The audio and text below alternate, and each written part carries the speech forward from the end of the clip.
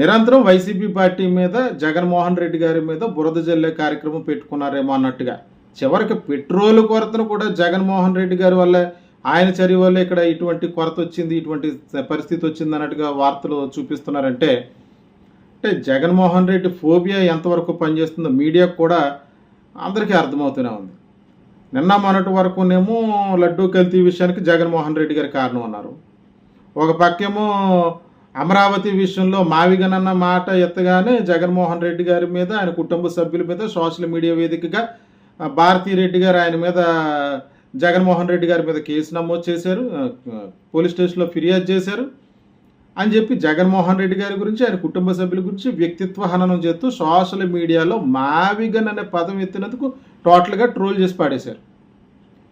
ఇప్పుడు ఏంటంటే అంటే పెట్రోలు చమురు దొరకపోవడానికి వైసీపీ విధానాలే కారణం, వైసీపీ కుట్ర.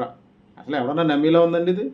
ఇంకా ట్రంప్ వల్ల ఏదో యుద్ధం జరుగుతుంది, దానివల్ల మనకి రవాణా వ్యవస్థ సరిగా లేకపోవటం వల్ల, లేకపోతే మన ఏదో ఇరాన్లో భారత నౌక మీద కూడా దాడి చేశారన్నారు. ఇటువంటి చర్యల వల్ల మనకి కొంచెం లేట్ అవుతుంది, ఈ పరిస్థితులు త్వరలోనే చక్కబడతాయని చెప్తే ఇది ఎవడన్నా నమ్ముతాడు. కానీ జగన్మోహన్ రెడ్డి వల్ల, వైసీపీ వల్ల పెట్రోల్ దొరకట్లేదంటే ఎవరు నమ్మే పరిస్థితి ఉంది? అది ఒకసారి మరి ఆ ప్రకటనలు చేస్తున్న వాళ్ళు, ఆ న్యూస్ని స్ప్రెడ్ చేస్తున్న వాళ్ళే ఆలోచించుకోవాలి.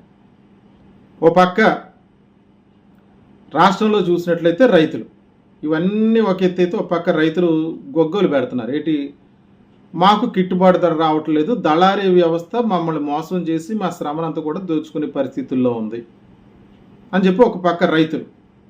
జగన్మోహన్ రెడ్డి గారి అధికారంలో ఉన్నప్పుడు రైతు భరోసాల కేంద్రం ద్వారా క్వింటాలకు వచ్చి 1750 రూపాయలతో గిట్టుబాటు తెరిచి నేరుగా ప్రభుత్వమే రైతుల యొక్క ధాన్యాన్ని అంతా కొంది. మాకు ఏ రకమైనటువంటి ఇబ్బందులు తలెత్తలేదు, హ్యాపీగా సంతోషంగా మేము రైతు భరోసా కేంద్రాల్లో మా ధాన్యాన్ని నమ్ముకుని మా గిట్టుబాటు ధరను మేము తీసుకుని సంతోషంగా ఉన్నాం. ఇప్పుడు ఏంటయ్యా అంటే, ఈ దళారీ వ్యవస్థ గిట్టుబాటు ధర 1750 రూపాయలు మామూలుగానే ఉంది. గిట్టుబాటు ధర ఒక పక్క ఉంటుంది, కానీ ఈ దళారీ వ్యవస్థ దూరిపోయి మీకు క్వింటాల్కి 1200 రూపాయలే ఇస్తాం, 1700 రూపాయలు ఇవ్వం, మీకు నచ్చితే అమ్మానండి, లేదంటే మేము కొంటాం మానేస్తాం, మీకు నచ్చితే అమ్మానండి, లేదన్నట్లు, లేకపోతే లేదన్నట్టుగా రైతులను ఇబ్బంది పెట్టడం అనేది అది ఎంతవరకు న్యాయం? దీని మీద కూడా ప్రభుత్వం సివిల్ సప్లై శాఖ స్పందించాల్సి ఉంది. అంటే సివిల్ సప్లైకి సంబంధించిన మనోహర్ గారు ఇప్పుడైతే పితృవియోగంతో అయితే బాధపడుతున్నారు, ఆయన ఏం అనడానికి లేదు. కానీ దానికి ఇన్ఛార్జిగా ఉన్నటువంటి వారు ప్రస్తుతానికి రాష్ట్రంలో రైతు అనేవాడు ఇబ్బంది పడితే చాలా ఇబ్బంది. మరి వాళ్ళ రైతుల యొక్క కన్నీళ్లు తొడవలసినటువంటి బాధ్యత ఈ ప్రభుత్వానికి ఎంతైనా ఉందన్న విషయం కూడా ఆలోచించుకోవాలి. ఈ సమస్యలన్నీ కూడా తీరాలంటే ఒకవేళ పెట్రోలు, డీజిల్ యొక్క కృత్రిమ కొరత సృష్టిస్తే వీటి నుంచి ఏమైనా గట్టెక్కే అవకాశం ఏమైనా ఉందా అన్న ఆలోచన చాలా మందికి కలుగుతుంది. మరొక పక్క ఏంటని చూస్తే వెలుగు పథకానికి సంబంధించినటువంటి విఏఓలు, డ్వాక్రా యానిమేటర్లు, మెప్మా ఉద్యోగులు వీళ్ళందరూ కూడా మాకు ఇవ్వాల్సినటువంటి 5 నెలల బకాయిల వేతనాన్ని ఇమీడియట్గా కూడా చెల్లించాలని చెప్పి ప్రభుత్వానికి వ్యతిరేకంగా ధర్నాలు మొదలెట్టారు. వాళ్ళపై రాజకీయ వేధింపులు ఆపాలని, 10 లక్షల రూపాయల వరకు జీవిత బీమాలు కల్పించాలని, 10 లక్షల రుణాల వరకు ఉన్నటువంటి వడ్డీలు మాఫీ చేయాలని, స్త్రీనిధి, ఇన్సెంటివ్లు, స్వావలంబన, మహిళా మార్ట్ల పేరుతో పెట్టినటువంటి పెట్టుబడులు మహిళా సంఘాలకు తిరిగి ఇచ్చేయాలని, హెచ్ఆర్ పాలసీ అమలు చేయాలని, ఇటువంటి డిమాండ్లతో చూస్తే డ్వాక్రా మహిళలకు సంబంధించినటువంటి యానిమేటర్లు, ఏపీఓలు, వీళ్ళందరూ కూడా ప్రభుత్వానికి వ్యతిరేకంగా నిరసనలు తెలియజేస్తున్నారు, వాళ్ళ బకాయిలు చెల్లించాలని చెప్పి. ఇవన్నీ పరిస్థితులు చక్కబెట్టాలంటే ఒకవేళ పెట్రోల్, డీజిల్ రేట్ ఏమైనా పెరిగితే ఇవన్నీ ఏమైనా చక్కబరుతాయి, ఈ సమస్యలన్నీ కూడా ఏమైనా పరిష్కారం దొరికే అవకాశం ఉందేమో. పెట్రోలు, డీజిల్ రేటు పెరిగిన తర్వాత దాని ద్వారా ఇప్పుడు రేట్లు పెంచి ఏమన్నా ప్రజలందరూ చెప్పుకుంటున్నట్టు 10, 15 లేదా 25 రూపాయలు డబ్బులు పెంచి ఆ వచ్చే ఆదాయంతో త్వరలో ఏమన్నా అభయహస్తం నిధులు విడుదల చేస్తారా అన్న ఆలోచన, ఈ సమస్యలన్నీ కూడా పరిష్కరిస్తారన్న ఆలోచన చాలా మందిలో కలుగుతుంది.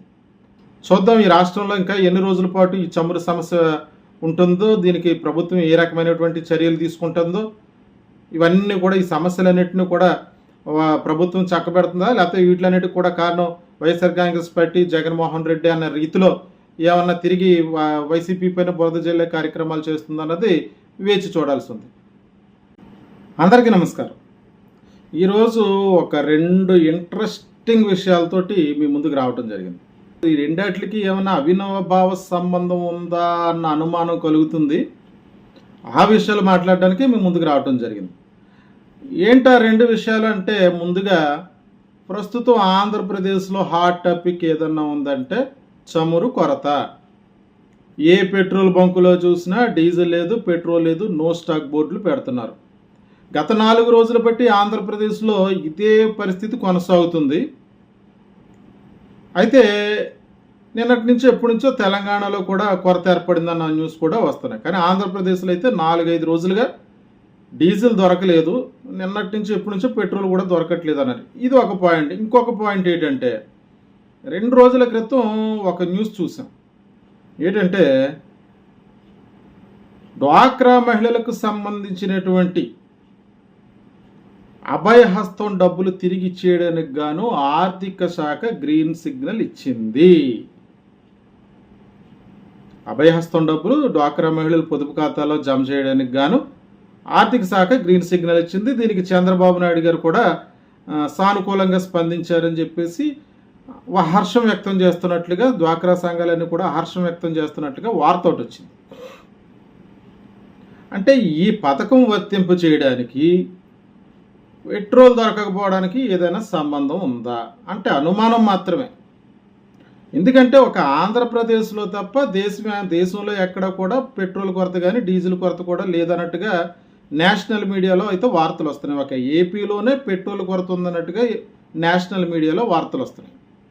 అయితే 3-4 రోజులు బట్టి ఇక్కడ పెట్రోల్ కొరత ఉందంటే ముఖ్యమంత్రి గారికి తెలియకుండా ఉంటుందా, ప్రభుత్వ యంత్రాంగానికి తెలియకుండా ఉంటారా, దీని మీద ఏ రకమైనటువంటి చర్యలు తీసుకోకుండా ఉండి ఉంటారా అంటే, ఇది నిజంగా పెట్రోలు డీజిల్ కొరత ఉందా, లేకపోతే కృత్రిమంగా కొరత సృష్టించారా అన్న అనుమానం కొంతమందిలో అయితే కలుగుతుంది.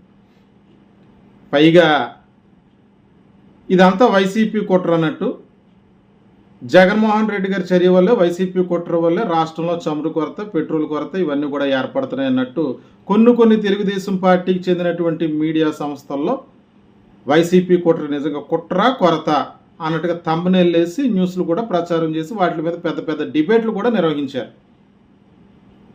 ఇంకొన్ని పేరున్న ఛానళ్ళు అయితే, 1-2 పేరున్న ఛానళ్ళు అయితే, మిడిల్ ఈస్ట్లో ట్రంప్ గారు ఆ యుద్ధ సన్నాహాల వల్లే, ఆయన చేస్తున్నటువంటి చర్యల వల్లే, ఆయన విధానాల వల్లే మిగతా దేశాలన్నింటిలో కూడా ఈ చమురు కొరత ఏర్పడింది. మొన్న ట్రంప్ గారి మీద జరిగినటువంటి దాడి కూడా ఈ రకమైనటువంటి సంఘటనలకు సంబంధించింది. దీనికి మొత్తం కారణం ట్రంపే అన్నట్టుగా కొన్ని ఛానళ్ళు చూపిస్తున్నారు.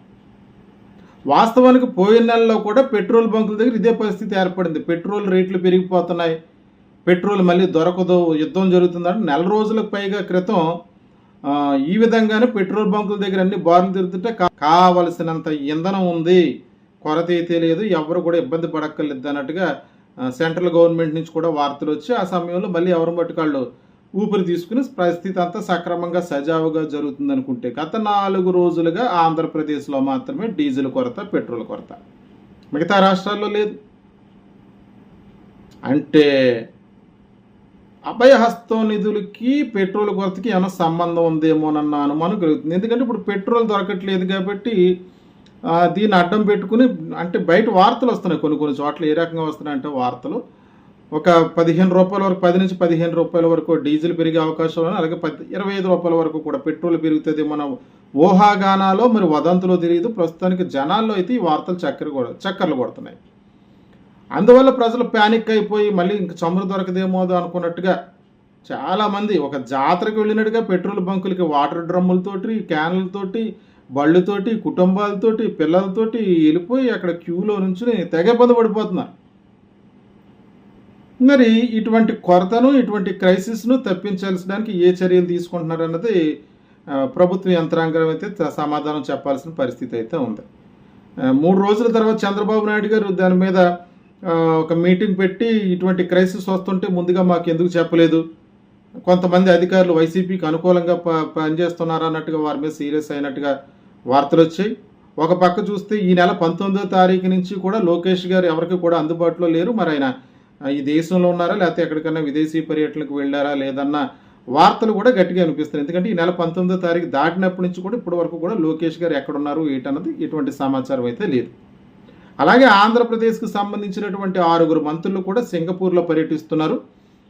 అంటే రాష్ట్ర ప్రయోజనాల కోసం వెళ్ళారు అన్నటువంటి వార్తలు వస్తున్నాయి. మరి అది ఎందుకోసం వెళ్ళారు ఏంటన్నది కూడా సమాచారం లేదు. మిగిలిన మంత్రివర్గం ఏదైనా ఉందంటే